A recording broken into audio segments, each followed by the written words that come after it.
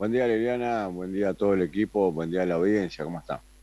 Bueno, muy bien y con ganas de que nos cuenten, bueno, cómo ha interpretado la línea editorial del diario El Comercial este resultado que se ha dado y que prácticamente parece que queda así, ¿no? Que podría haber o no una variante dentro del Consejo Deliberante local según el recuento de votos definitivo. Pero aún así, digo, esta fotografía que se dio del resultado, ¿qué opinión amerita para el medio?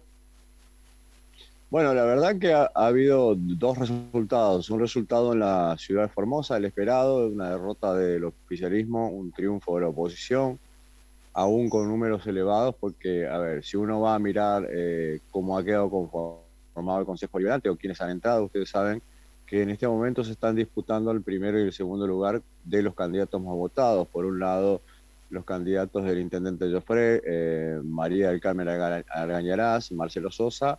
Por otro lado, José Delgui, Paula Cataño, los candidatos del intendente Joffre, y los candidatos del oficialismo, del gobernador Infran, que son María del Carmen Arcallarás y Marcelo Sosa.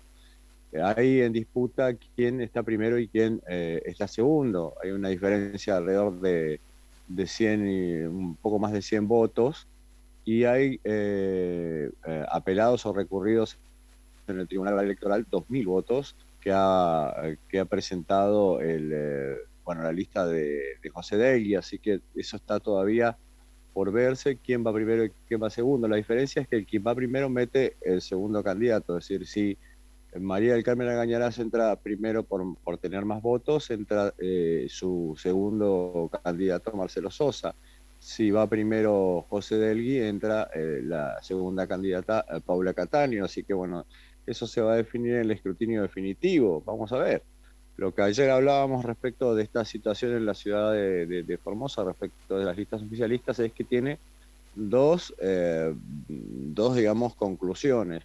Una, por un lado, que María del Carmen Agañarás ha hecho una elección que nadie esperaba por puntualmente la actitud que había tomado ya el gobernador, es decir, de irse al interior y abandonar la ciudad, tirar la toalla en la ciudad, ir a buscar los votos al interior de la gente del oeste, de la gente del centro formoseño. Así que María del Carmen hoy tenga una de los números más elevados en cuanto a cantidad de votos es una sorpresa. De todas maneras, la oposición ha ganado con suficiencia en toda la ciudad de Formosa, en todos los circuitos, salvo en el circuito 5, en donde se ha dado bueno, un número favorable al oficialismo. Esto era esperable, se había estimado que iba a ocurrir. eh, Han quedado conformados, bueno, se va a definir quiénes son finalmente los que compongan el Consejo Deliberante, pero quedan en números de estos 6 puestos que estaban en disputa, 3 y 3, 3 van a quedar para, bueno, se van a resolver si para María del Carmen Algallarás, Marcelo Sosa o José de Paula Cataño. Y en el tercer lugar estaría, a ver si me estoy acordando, bueno, me estoy olvidando del tercer lugar, pero por la oposición estaría, José Degui, eh, Paula Cataño, y en el tercer lugar estaría María del Carmen Agañarás si fuera para Joffre el primer lugar. Si fuera el primer lugar para María del Carmen Argañarás, quedaría María del Carmen Argañarás, Marcelo Sosa y José Delgui. Esos serían los 3 primeros lugares. Y en el cuarto lugar entraría eh, Enzo Casadei por el sector de Naidenov. En cuarto lugar entraría Diego Herrera por el sector del burrelismo, y en el sexto lugar estaría Marcelo Campo. Esa sería la conformación del Consejo Deliberante. No va a haber modificaciones, salvo en el primer y segundo lugar, que todavía está por definirse, pero los últimos 3 lugares de los 6 escaños que están en juego ya están ocupados, digo, sin ningún viso de duda o de modificarse o de que haya algún planteo respecto de los 3 últimos lugares. Vuelvo a repetir, la oposición que mete a Enzo Casadei, Diego Herrera y Marcelo Ocampo. Quedan afuera Fabián Olivera, queda afuera Celeste Ruiz Díaz, Emilia Maciel, que han intentado ir por su propia línea interna de la oposición, digamos, pero bueno, esto es lo que ha ocurrido en la ciudad de Formosa, ninguna sorpresa. Sí, la sorpresa ha sido la cantidad de votos que ha sacado María del Carmen Agallanes. No se esperaba realmente porque había una fuerte campaña por parte del jofreísmo, del corte de boleta. Es decir, ellos lo que habían hecho es repartir las boletas con precisamente sus candidatos, hablando del corte de boleta, ¿no? En el interior, ¿qué es lo que ha ocurrido? Bueno, un gran triunfo del oficialismo. Gilles Frank, evidentemente la campaña ha resultado en el sentido de que él ha recorrido todo el interior, hablando con los dirigentes y demás. Y el gran aparato, ¿no? El gran aparato que ha sido a fuerza de cooptación, de clientelismo, de dádivas, de aprietes, de acarreo, de encierro, de aborígenes y demás, digo, todos los métodos que ya conocemos y que ahora han quedado, bueno, como al desnudo, realmente expuestos de una manera que los celulares lo permiten, ¿no? Digo, ha habido fotos, grabaciones, videos, etcétera, etcétera, etcétera, de todo lo que podemos estar 3 horas detallando, pero bueno, es un método que tiene que Y ver con un Leonardo, sistema tan restrictivo. ¿cómo ha quedado en la Cámara de Diputados? Porque estábamos acostumbrados por ahí cuando ocurrían elecciones de este tipo, cada 2 años que, bueno, generalmente o usualmente, ¿no? El Frente de la Victoria, o en este caso el Frente de Todos, se quedaba con 10 de los 15 cargos que se estaban renovando. En este caso, ¿cómo quedó todo? ¿Hubo alguna modificación? No hubo modificaciones, es decir, cada una de las fuerzas se quedan con la misma cantidad de legisladores. La verdad que, a diferencia de lo que ha ocurrido en la ciudad, en la Cámara de Diputados, sí se refleja, digo, la derrota de la oposición. No en los números porque quedan iguales, pero ha quedado muy cerca de un desastre la oposición respecto a que por muy pocos números, hoy el oficialismo no tiene 10 escaños y la oposición 5. Han quedado muy pocos números. Estamos mirando los números y si Infran hubiera tirado 3 puntos más, estamos en un 57% en porcentaje de votos. Si hubiera logrado 3 puntos más en porcentajes, en votos, bueno, no, la verdad tendría que calcular, pero digo, si hubiera conseguido 3 puntos más, el oficialismo se quedaba con 10 y la oposición perdía un lugar y se quedaba con 5. Ha quedado muy cerca y esto habla a las claras de cómo ha remontado votos Infran y que la Cámara, la legislatura provincial, no se va a modificar absolutamente nada, van a seguir siendo mayoría absoluta, con quórum absoluto, 22 diputados del oficialismo contra 8 de la oposición. Van a ingresar diputados sí nuevos por parte de la oposición, algunos también nuevos por parte del oficialismo, pero en general con varios que van a lograr su reelección.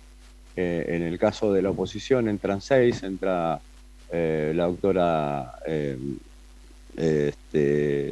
Gabineme, entra, a ver, me voy a ir acordando, digo, a esta hora de la mañana tengo el cerebro hecho un Claro, alto sí. tortilla de papa, Miguel pero Montoya, Miguel Montoya, sí, tal cual. entra Quique Ramírez, entra, a ver, ¿quién más está? La doctora Agustina Vilaggi, entra esta referente del MID, de Vázquez, y no me acuerdo cuál era el sexto del lugar, los nombres digo en este momento, pero son Claro, 6. Quique Ramírez, El sí, doctor Adrián Bogado también tal cual, sí. está ingresando a la legislatura. Va a ser una legislatura interesante para escuchar, pero simbólica, ¿no? Has vivido tantos años como yo, digo, en la legislatura sabiendo que puntualmente los debates son intensos, pero con una mayoría tan grande como es la que tiene el oficialismo, no van a poder hacer absolutamente nada, no van a poder impulsar un proyecto, no van a poder refutar un proyecto. El oficialismo va a seguir siendo una escribanía durante 2 años por lo menos hasta que haya una nueva elección en donde pueda plantearse que esto así no funciona. Claro. Y internamente, ¿cómo queda la Unión Cívica Radical? Digo, han tenido, si bien hay nuevos espacios que están ocupando lugares, digo, han quedado fuera de poder asumir cargos de como referentes de vecinos de la ciudad. Digo, Celeste Ruiz Díaz, que iba por su reelección, Fabián Olivera también, ¿no? Que intentó nuevamente, bueno, ser concejal. Digo, ¿cómo queda todo planteado? Bueno, no quiero decir ruptura porque en realidad ellos siguen estando dentro del espacio, ¿no? Sí, Salvo Fabián Olivera que habría que definir si va a continuar o no con el radicalismo o cuál va a ser su futuro político. Digamos que este es un gran revés que ha tenido Fabián por la confrontación que tiene. Estuvo dentro del espacio durante toda la campaña, se mostró con los candidatos, el doctor Fernando Carabajal, la doctora Neme, pero en un frente. Ahora hay que ver cuál es su futuro respecto de la Unión Cívica Radical, qué es lo que va a decidir. Digo, Fabián Olivera seguramente va a hablar en los próximos días acerca de cuál es su futuro político.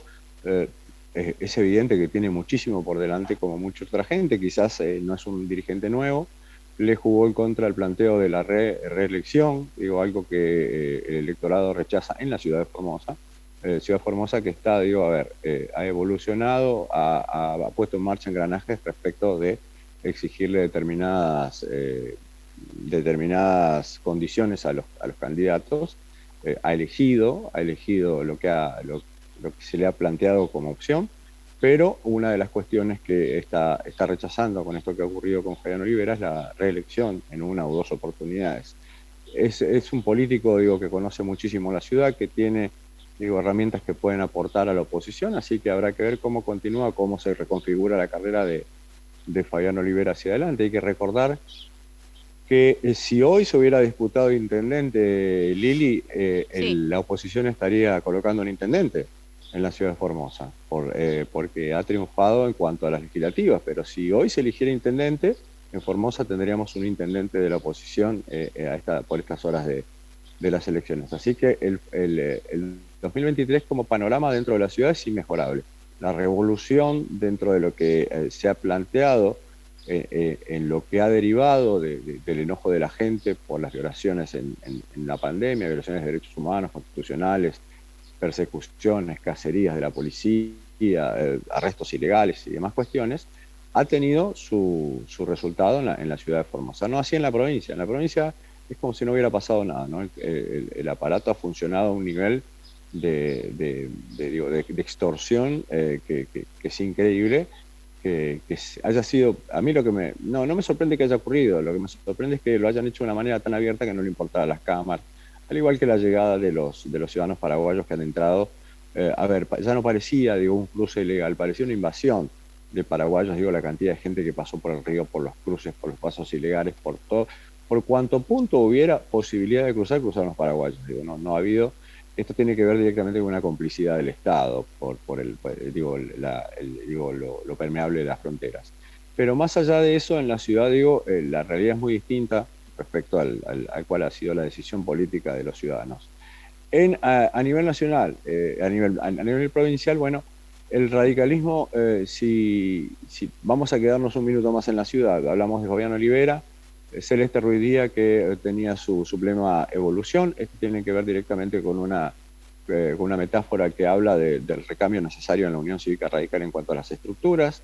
Mili Maciel, que estuvo como segunda candidata a diputada nacional, también se postuló como candidata a concejal planteando renovación. Esto está más que claro, digo, ¿no? Hay dos estructuras muy grandes en el radicalismo que han impuesto candidatos. Esto no es peyorativo el de imponer candidatos. Vos podés poner candidatos, como también los Infran, digo, que tiene un aparato muy grande que ha impuesto todos los candidatos, no solamente los candidatos a diputados nacionales, a diputado nacional, sino también los candidatos a concejales en la ciudad. En el radicalismo ha ocurrido lo mismo. Ha habido dos grandes bloques hegemónicos o aparatos, lo cual tampoco suena peyorativo. Ahora, ¿cuál es la crítica que se le hace al aparato, ¿no? El permanecer y el imponer candidatos. Uno de los candidatos impuestos ha sido Enzo Díaz Roy, que viene del sector de Neidenhoff, el otro candidato impuesto por el sector del burjailismo, son los dos sectores que manejan la Unión Cívica Radical, ha sido Diego Herrera. Han salido... Claro, Diego Herrera y Enzo Casadei.